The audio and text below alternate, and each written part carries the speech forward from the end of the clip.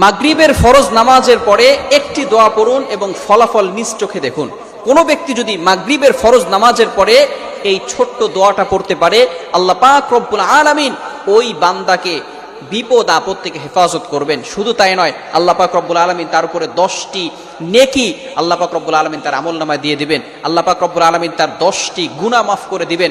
আল্লাহ পাক রব্বুল আলামিন তার 10টি মর্যাদা বুলন্দ করে দিবেন। আল্লাহ পাক রব্বুল আলামিন তাকে প্রটেক্ট ফ্রম অল অ্যাক্সিডেন্ট, সকল বিপদ আপদ থেকে, বালা মুসিবত থেকে হেফাজত করবেন।